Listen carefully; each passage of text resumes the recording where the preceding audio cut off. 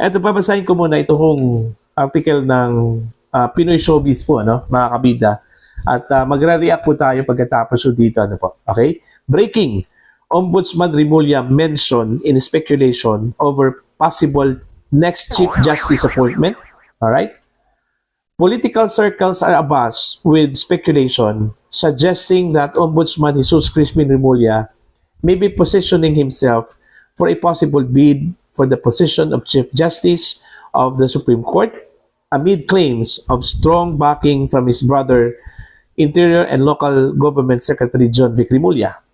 According to political chatter, the two high-ranking officials holding key posts in government are being loosely linked in what some observers describe as a so-called Rimulya Justice League, referring to their combined influence over major justice and law enforcement institutions.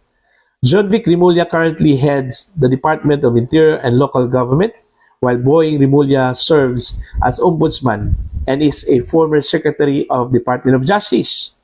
The respective positions have fueled discussions in political circles about the extent of their influence within the country's justice system. While these claims remain unverified and largely speculative, they have gained traction in political discussions, particularly amid ongoing debates over judicial appointments and institutional independence. As of now, neither of Rimulya brothers has issued any official statement addressing the speculation. Ayun. So wala pa pong in-issue po na statement ito kung Rimulya brothers regarding dito sa umugong na balita, no, mga kabida, na posible na i-appoint ni Pangulong Marcos itong si Boying bilang bagong Chief Justice po, mga kabida. Again, may posibilidad po yon, mga kabida. Kasi alam naman po natin yung closeness po ni Boying at ng mga Rimulyas kay Pangulong Ferdinand Bongbong Marcos, mga kabida. Meron ngang speculation po, mga kabida, na ang nagpapatakbo daw sa Pilipinas ay hindi po si Marcos, kundi itong mga Rimulya brothers daw, mga kabida. Ang mga Rimulya brothers daw yung nagdidikta daw kay Pangulong Marcos.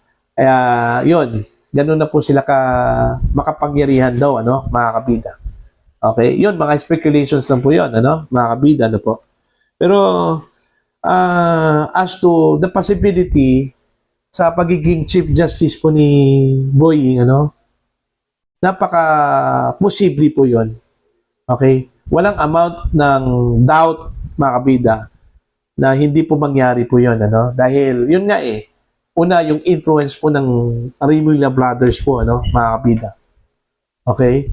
At saka, pangalawa, apple of the eye po sila, ni Pangulong Marcos po ngayon. Kasi sa kanilang performance po, okay? Yung ginawa pa lang ng mga Rimulya brothers po, mga kabida, doon kay dating Pangulong Rodrigo Duterte, malaking bagay na po yun, Kumbaga, ang mga Rimulya brothers po yung pumalit po kay Torre, mga kabida. Very aggressive.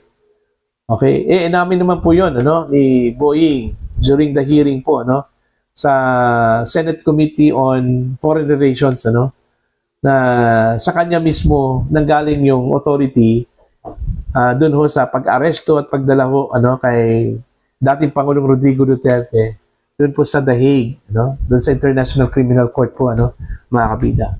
Kaya dahil doon, ang nagiging prize po ni Rimulya, mga kabida, yung pagiging ombudsman. Mantakin nyo, Secretary na po ng Department of Justice. Okay, very vital po yung kanyang posisyon po, mga kabida, sa Marcos admin. Pero hindi pa po kontento o naging kontento si Boying, inuha pa niya yung pagiging ombudsman. Okay? May mga speculations na lumabas na kaya daw kinuha ni Boying yung pagiging ombudsman purposely para habulin yung mga kalaban daw ng Marcos admin. Katulad na lang po ni Vice President Sara Duterte, Diba? Meron po silang iniimbestigahan po ngayon, okay, against the Vice President, mga kabida, Diba? Tsaka iba pang mga kalaban po sa politika Yun daw yung purpose kung bakit inilagay daw si Boying dyan, mga kabida po. Yun, puro speculation na po yun, mga kabida. Okay?